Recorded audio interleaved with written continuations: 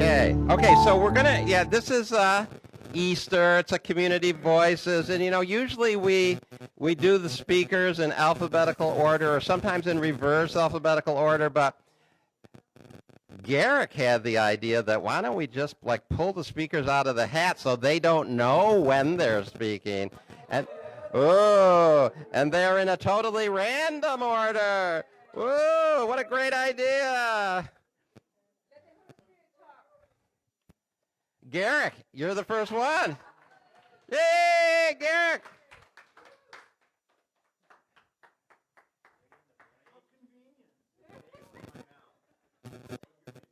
Okay. So, today is the day of resurrection, but resurrection is not living again because there's no death. So then what is it? To live again is to believe in death. To believe in death is to believe that you're a body and that the body has value for what it can give you. You are no more a body than you are a form without life. So where does my body begin? Is the food that I eat, my bagel, that's why I have my bagel, separate from me? No? So I eat it, yet when I eat it, it becomes part of my form. So where is the separateness? Where does that bagel end and me begin? Where does the plant that grew to grow that bagel begin and I end? It's all life. It's all together. Where the plants and the animals and the food that came from this food, not also life in a different form. We tell a story about what that once was. This bagel once was wheat. It was once raisins, grapes growing on a vine.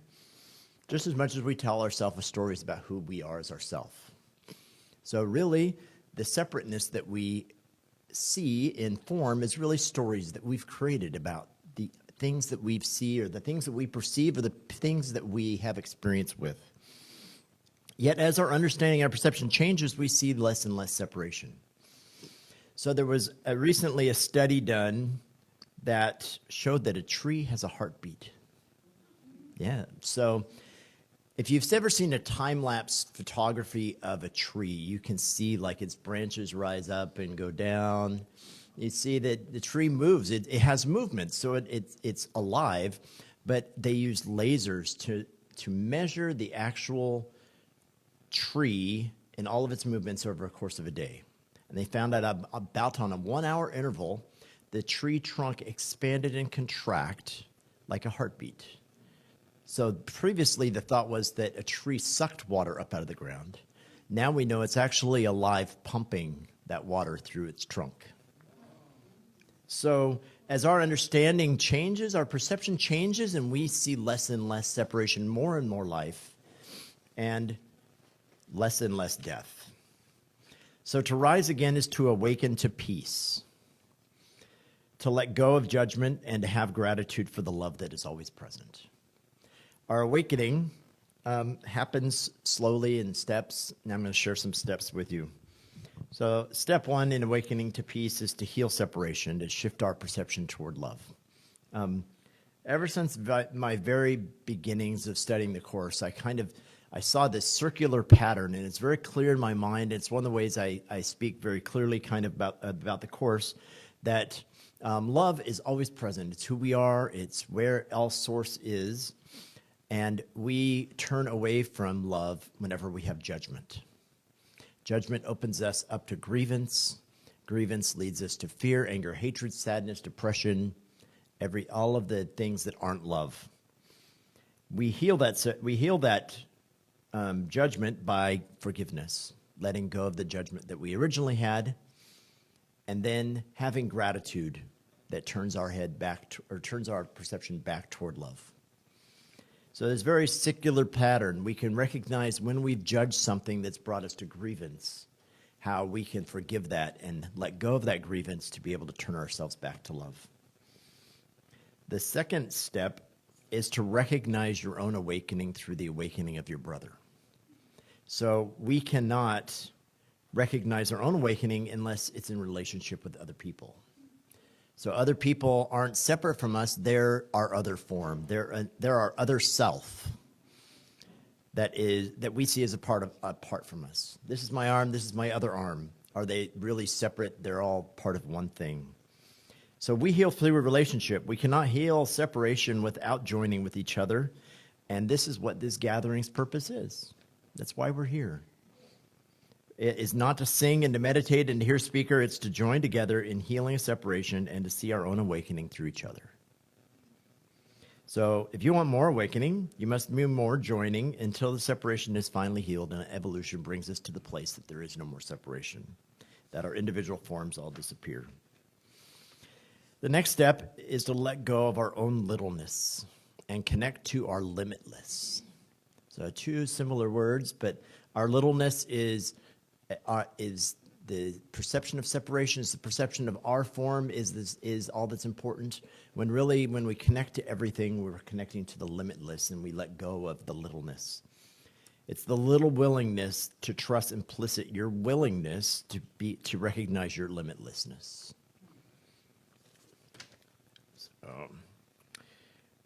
One prayer in the Course says, I who am host to God am worthy of him. He who established his dwelling place in me created it as he would have it be. It is not needful that I make it ready for him, but only that I do not interfere with his plan to restore to me my own awareness of my readiness, which is eternal. I need add nothing to his plan, but to receive it. I must be willing not to substitute my own in place of it. So none of us are little. We are all limitless. And in this regard, we need do nothing. There is no sin. There's only obstacles to be overcome. So the next step is to overcome guilt.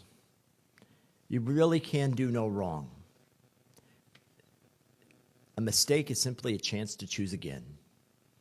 Letting go of guilt means that you recognize your divineness, your creation as part of God, and that you really can do no wrong. There's just obstacles to overcome. The next step is recognizing that there is no sacrifice to be paid. There's no price to be paid. There's no pain to be had. There's no suffering that takes us there. There is only letting go of that suffering and recognizing that it is already ours. The next step is to rise again by letting go of death. That death is a perception. Death is a recognition of lack that doesn't even exist. It's a false perception every time. And then another prayer from the Course. Take this from me and look upon it, judging it for me. Let me not see it as a sign of sin and death, nor use it for destruction. Teach me how not to make of it an obstacle to peace, but let you use it for me to facilitate its coming. So then the last step is to recognize that we are God, that we are love, that we are peace, and it is our inheritance. Thank you.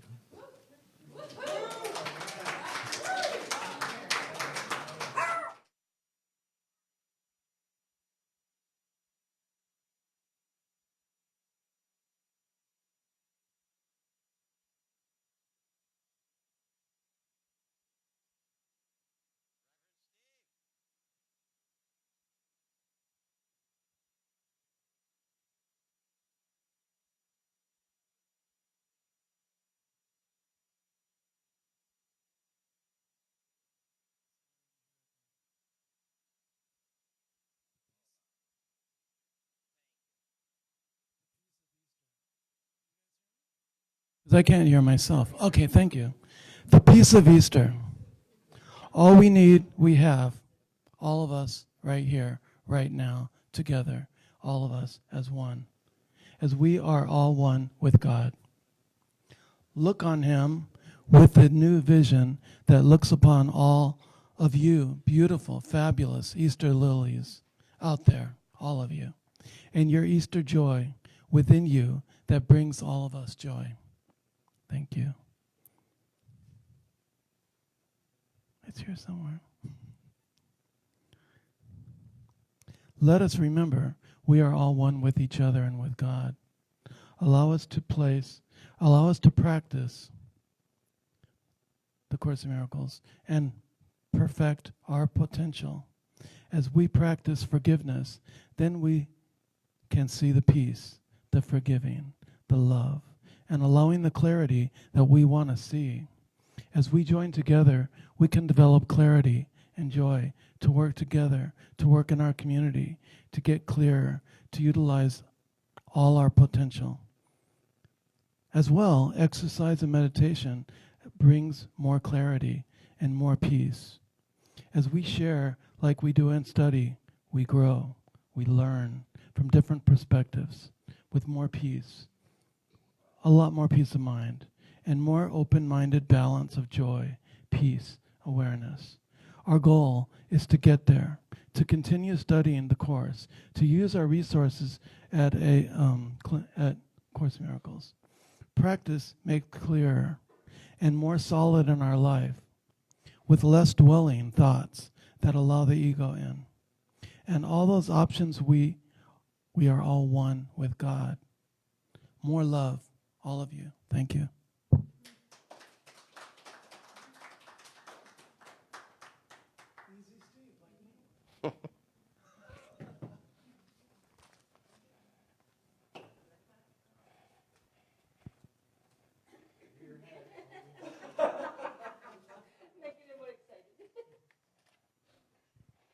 Reverend Linda. Woo-hoo. Mm-hmm.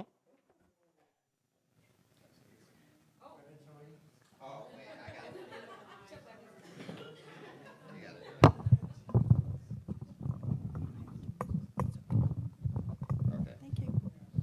Good morning. Get pretty close to it because it's for the broadcast more. Good morning. Good morning. Good morning. Good morning, everyone. So it's an honor to be here, and I thank Reverend Tony and Reverend Dusa Althea for inviting me here today. And when I think about Easter and A Course in Miracles, there are a few images that come into my mind. And one of them is chocolate. And another one is jelly beans and marshmallow with covered chocolate on top, and you got to go there. And the other image that comes to mind is at the last conference, seeing Reverend Tony up on the cross. That's an image that's embedded in my mind. But yeah, very deep.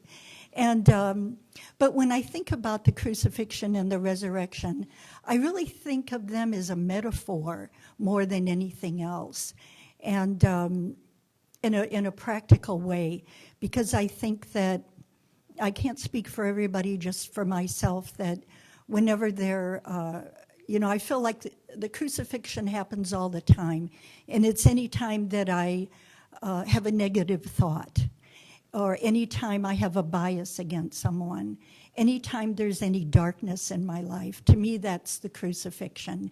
And I think for many people, it happens pretty often.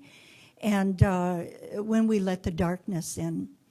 And then the resurrection comes, or what I like to think, I like the rise up idea even better, is when we forgive ourselves or we forgive somebody else.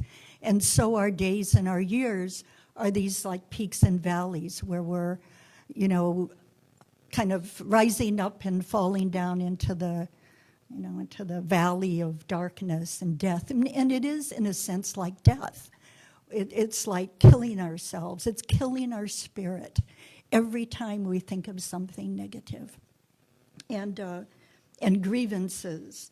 And it diminishes the light in us. And when we forgive or let it go, then again the light comes in, and we're back to the good place again, to the happy dream. In my life, I like to talk about how I lived the Course in my life, and some of you know from last October I had an injury, and which resulted in chronic pain for about a month or so, and it was pure hell. And I think of that as my crucifixion. It was really the worst thing it's ever happened to me. And during this time, though, in my prayers, asking what to do, what do I do about this, and the medical community wasn't helping me, and I got the guidance, and it wasn't what I expected. I got it plain and clear. He said, go to Jerusalem. And I thought, oh, really? What does that have to do with my chronic pain? Anyway, I thought, well, there's no way I didn't know if it was figurative or literal, how I should take this guidance. So I knew I couldn't fly on a plane for 14 hours. So I waited, and through the course of from then until now, I felt really guided. Every piece of the puzzle came together for me. I made the right connections, and on Tuesday, actually, I'm going on a pilgrimage to Israel. And with A Course in Miracles group, people from all over the world, there's 44 of us, and the person that's leading the group is the scribe or channel of this book called The Way of Mastery, which I have never read. And the person who channeled it, whose name he goes by JM, I've never met him either. And I've been kicking around in the Course of Miracles community for almost 30 years, and I've met most of the teachers and have very good experiences, even though sometimes the perceptions are very different, the way they teach. And sometimes it feels like a different course.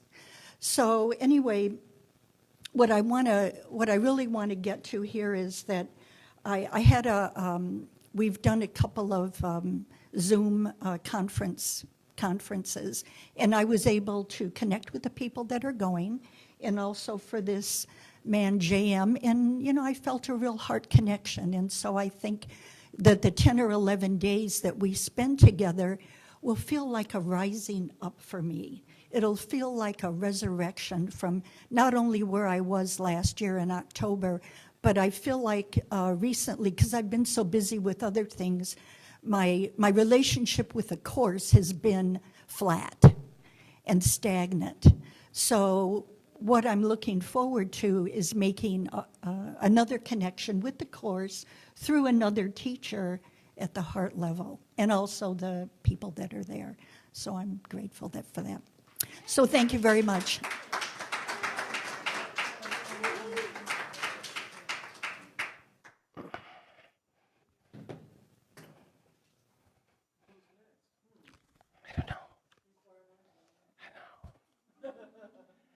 David.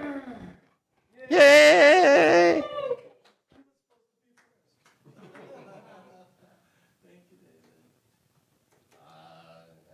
Let's adjust the microphone up for you.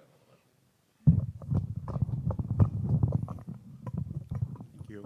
Okay. All right. Welcome, everyone, for this great Easter service. I'm happy to be here, excited to be here. There's no other place that I would rather be to spend Easter, the Community Miracle Center. So my talk, I'm going to talk about forgiveness and my understanding of forgiveness as taught by Course in Miracles. So I'm going to read a quote about Easter from the Course, and this is from chapter 20 of the text. Easter is a sign of peace, not pain. A slain Christ has no meaning, but a risen Christ becomes a symbol of the Son of God's forgiveness on himself, the sign he looks upon himself as healed and whole. So my understanding of the Course is that, in order to become, fully enlightened, that we have to remove all the guilt from our mind. So we can't really become enlightened until we remove all the guilt. And the Course in Miracles, we have the practice of true forgiveness, and through the practice of true forgiveness, we can remove all the guilt from our mind. So as most of you know, true forgiveness is different than the normal forgiveness.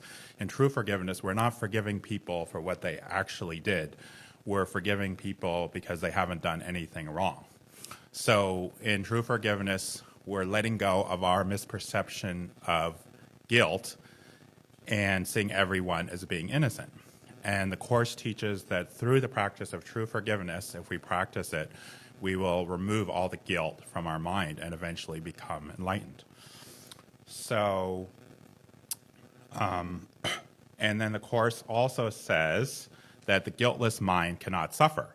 So even Jesus in his final lifetime was completely enlightened. So I believe that even Jesus did not, when he was crucified, he didn't experience any pain because all the guilt was removed from his mind, even though that's not what you see in all the movies. But so I think the movies miss the point because all the movies you see Jesus suffering on the cross. So it emphasizes the crucifixion instead of emphasizing the resurrection. So, the Course says the guiltless mind cannot suffer. And all of us, we're all going to get to that point eventually where all the guilt is removed from our mind. And, some forms of spirituality, such as Buddhism, are based on meditation, which in meditation can be very powerful. But the Course says that meditation as a pathway to enlightenment is tedious and time-consuming because it doesn't help us remove the guilt from our mind.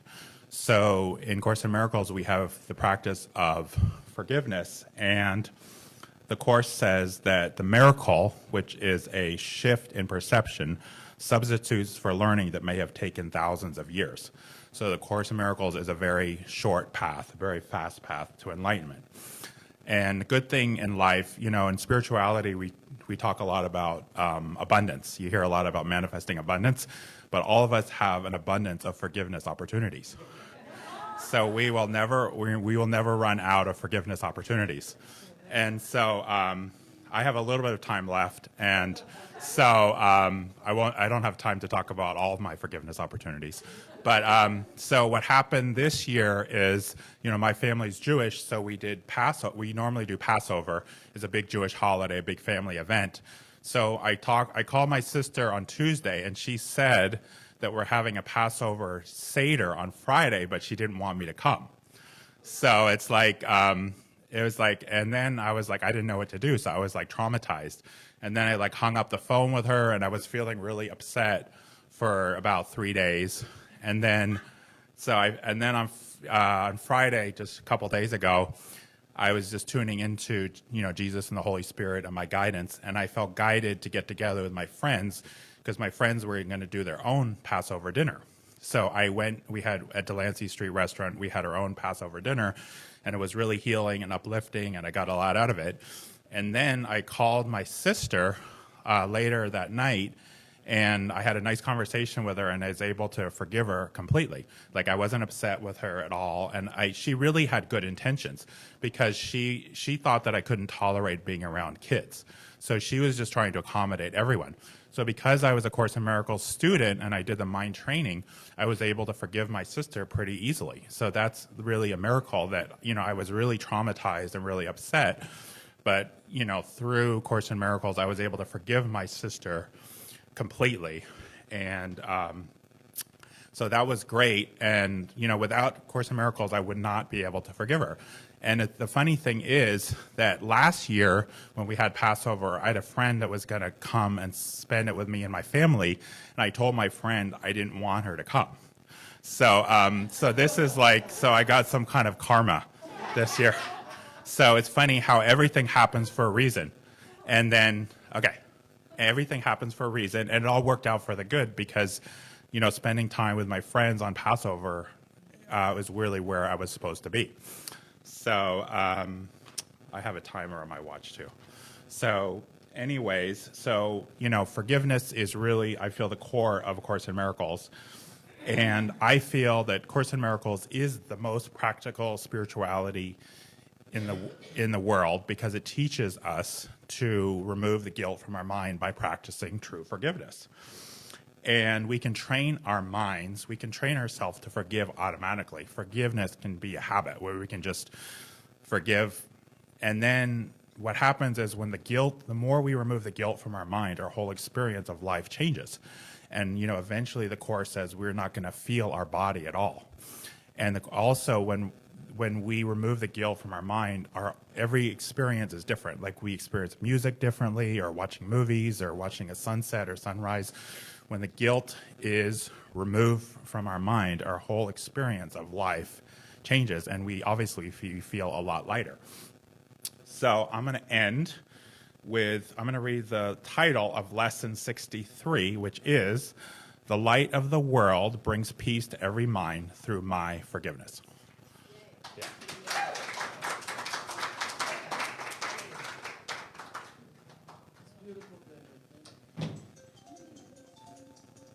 Oh. I was timing him.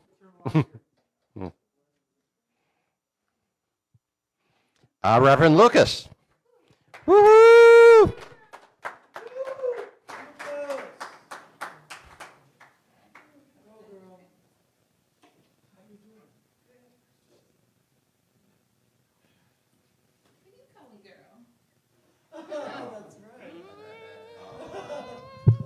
I can do it. Yeah. I'm a person. Thank you. I know that. I know, but still. You are a lady. Because you say you are. Okay, let's just... Listening ears, friends. Sorry. I feel like I'm at work again. I'm like, hello, I'm up here.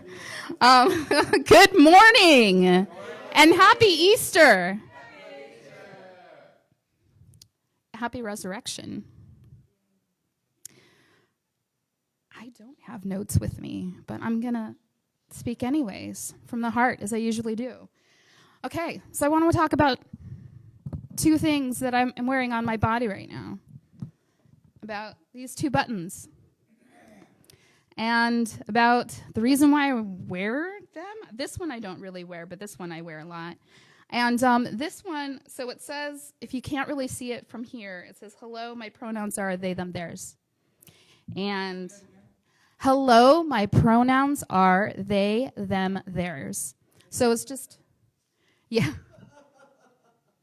And this originally had its debut. I started wearing it at the conference in San Francisco last year because I was really nervous about people calling me she everywhere. People still do, but just to open up the conversation that, like, yes, this is not what those aren't my pronouns. I would like you to to address me as they and gender neutral. And in some ways it's like kind of like a little comfort, like a little blanket, like a security blanket in a will, because it's like people don't really even though I tell them over and over again, it's still, people will still address me as she over and over again, even though I say who it is that, this is who I am, and this is, and it kind of reminds me of how we're constantly, even though those of us that are in this constant process of waking ourselves up, because it is, we fall back asleep.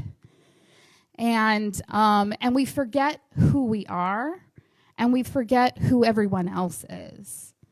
This idea of separation, we just, the whole world is set up where we think that we are separate and everything else is separate. And this is just kind of my little way of kind of saying, don't see me for my body. See me for who I truly am, which is genderless. And in some ways it's kind of like a political statement, but it's also personal, and then it's also very spiritual as well. And so it's so many different things. And so this button is kind of like me wearing a button, and it says God is love, but I would actually say, it would say, if I had a button, I would say, I am God, and so are you. And so as a reminder of, hey, this is who I am and this is who you are, and you're like, oh yeah, some people are like, what? I don't get it. And other people are like, oh, thanks for reminding me, but then soon after that, we will forget. So it just seems, I I just feel kind of awkward because it just feels like this is that people won't get it. Like there will never be, like I just feel like in my lifetime there will never be a world where people won't see me for my body, for what it is, and then put me into a category, because that's what we're taught to do from a very, very young age, even probably in utero, if you will, like even before we're born. Excuse me, I still got a cold. And so this coming back to Easter and to resurrection, I feel like there has been a part of my life where of who I've been and who people have perceived me to be, that I've been through this sort of a grieving process of like letting go of who other people thought I was, who I thought I was, and who I am truly meant to be. And so I feel like I'm in this wonderful opportunity of being, of living two lives in one life. And it's in some ways it was a very significant moment is becoming ordained here at CMC, because that's when I decided that I no longer wanted to go by Leslie anymore. I wanted to go by Lucas. And it was very important to make that distinction, and also the pronouns as well. And I really, if you haven't already feel like you've been resurrected, I mean, I guess you will be in another, to go and make the steps in order to do that. And I hope that someday people will not see me as someone different, I guess. And so, yeah, that's my talk. Thank you.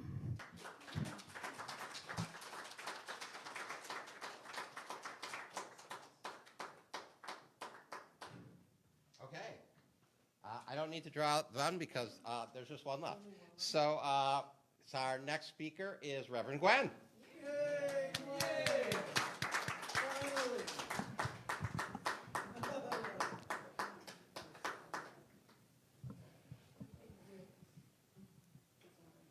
Oh, take your time, one. I'm trying to judge the height. Actually, that looks good. Okay.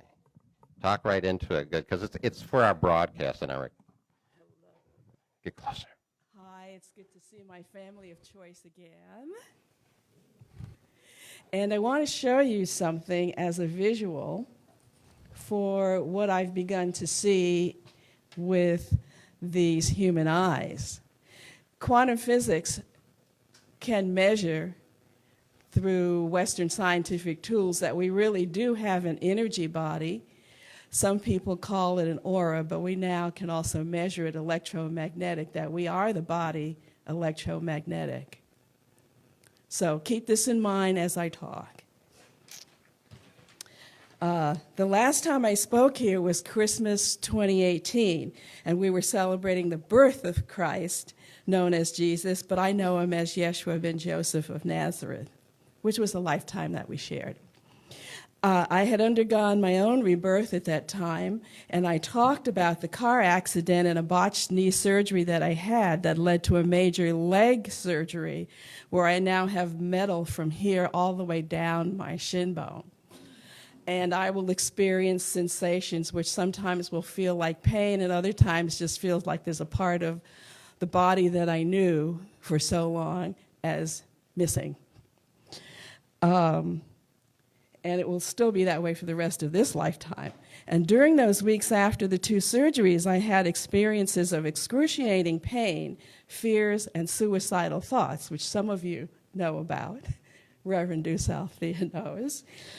And thanks to those of CMC who prayed for me during that time. One night, as I lay contemplating what it would be like to die instead of putting up with these kinds of pains as I got older and older, my inner guides reminded me that I had a mission to complete.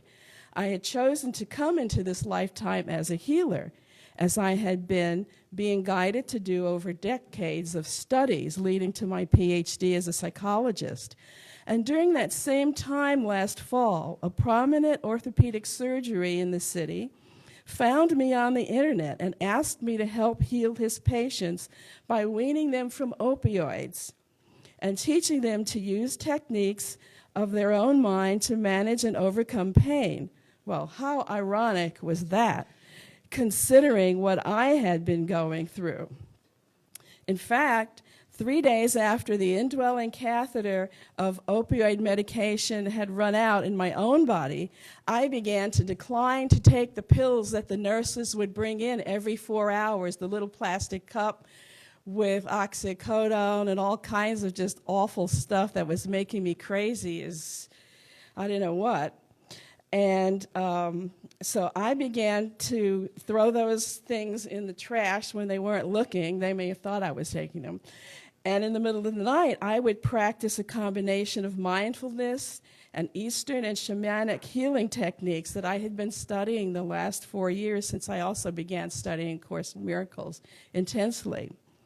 And funny thing about synchronicity, because everything I had just gone through, the combination of my own rebirth in the past 4 months of pain and suffering, I now had the ability to teach with certainty to these pain patients of this orthopedic surgeon who had terrific spine and neck surgeries and hip surgeries, that I knew that this stuff really worked. And I can sit there and convince them and show them the pictures of my own knee, and they go, oh, you really know what it feels like to hurt. And so the body can become a powerful illusion, as I know all too well, and still deal with at times. So today I celebrate resurrection, remembering that Jesus, as Jesus demonstrated, that we're more than just a body, although at times the body still fools me on that one. And then in the first quarter of 2019, in January, a wonderful man came into my life as a companion, confidant, lover, and intellectual seeker in his own path, who also is a jazz musician and understands the power of vibrations. And we sing duets, and he lifts me up to the earth plane, on the earth plane. If the last quarter of 2018 was about rebirth, this part of the year has been about my own resurrection. And as we enter the second quarter, I am reminded of a line from The Way of Mastery. Quote, as Christ, I have celebrated who I am, and I bring peace to the world this day. Well, to become comfortable with that is quite a challenge. But Jesus keeps reminding me in my morning meditations that we're here to bring peace to the world in conjunction with others, because what we really are is co-creating a reality every day. And sometimes we're co-creating nightmares, and sometimes we manage to get moments of peace. It always amazes me when there's a world crisis how we come together and we seem to just magically produce something beautiful, and then we fall back and create nightmares again. I don't get it. So what are we going to do right now? A Course in Miracles constantly reminds us that all things birthed in time eventually will end because they're illusions. But the challenge is, how do we bring a sense of eternity to each and every moment? That is the call to resurrection of Christ consciousness. So I wonder how much I will accomplish in this lifetime before I exit this illusionary body, to minimize the number of lifetimes I'll have to go through to finish the lessons that Jesus and Buddha learned, so that they're not here anymore on this plane, but they're around us all the time because their consciousness is infinite. How many lessons do I have to go through before I resolve this illusion? And he keeps saying that it can happen in an instant. I'm still waiting, buddy. All of the channeled works that Jesus has communicated to us through all the minds who've been willing to listen keep saying the same message. Dear child of God, how much do you still have to suffer? Have you kept yourself small long enough? Easter celebration, resurrection, but whose? So today, being a day of our resurrection, I was asking the question as I read once again in Way of Mastery, how do you crucify yourself? Well, my crown of thorns comes from judgments, thoughts of fear, draining the energy of the body, draining life forces from my auric field, denying love, denying my actions or inactions, and emotions, all of which are vibrations through that energy field that I just showed you. My energy field can either expand when I'm feeling loving, or it can contract.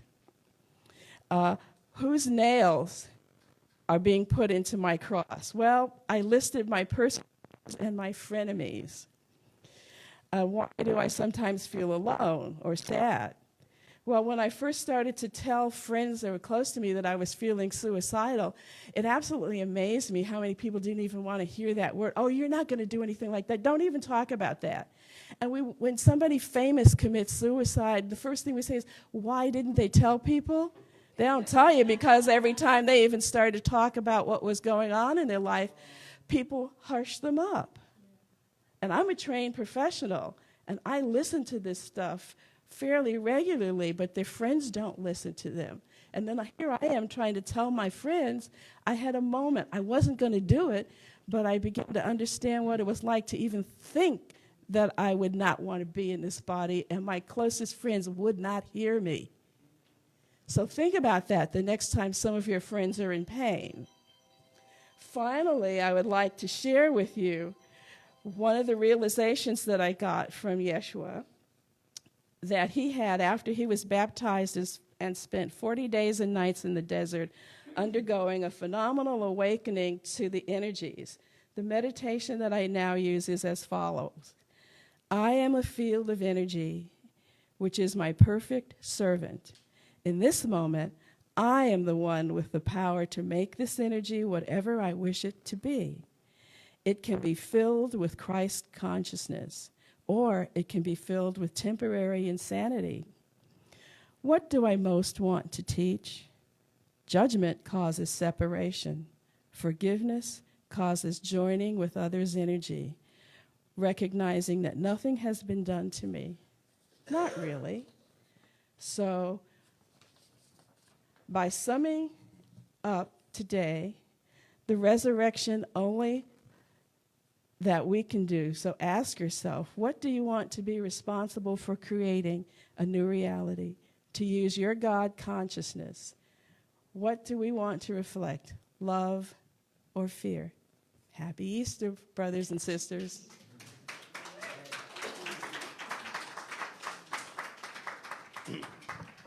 Okay, originally we were going to have another speaker, Reverend Alex, and Reverend Alex couldn't make it to the last minute because his little baby is not feeling well. So we have another speaker who wants to say something, and so since we have a spot, let's give a nice round of applause for Reverend Rudy Columbini. Yay!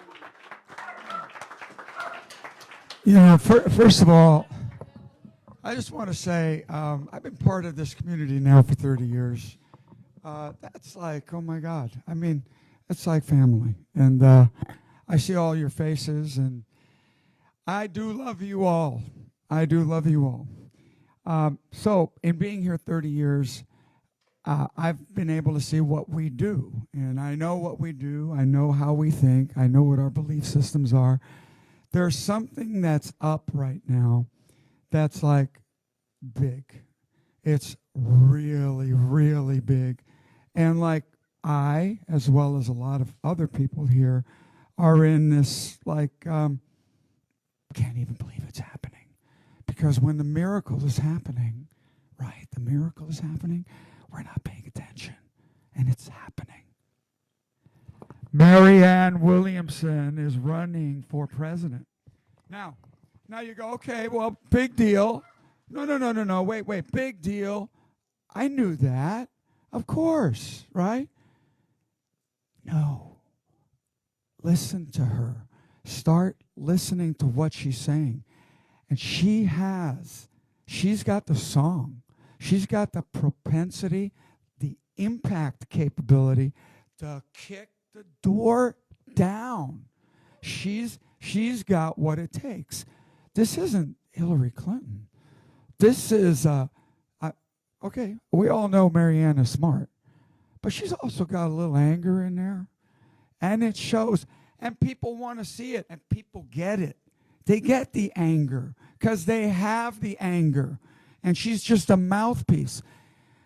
I just want to tell you that she's going to make it on that stage. If she makes it on that stage, it's just one of those things. It's like those singers like The Voice and American Idol.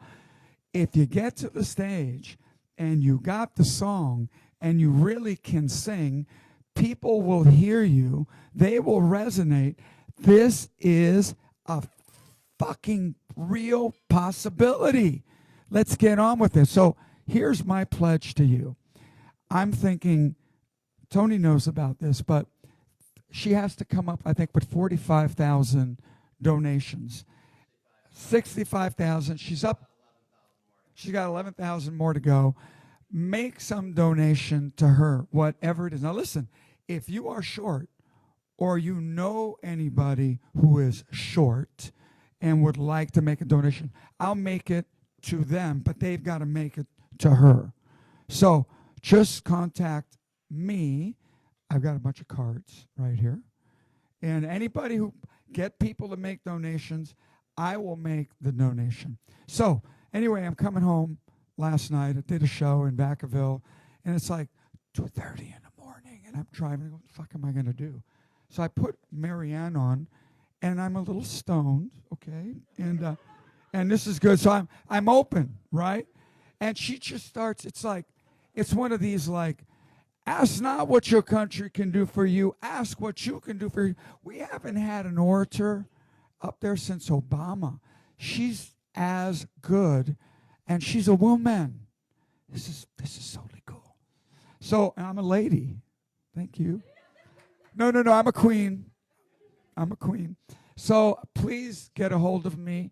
Help me make more donations. I want to be effective, and I want to make her president. I do. This is possible.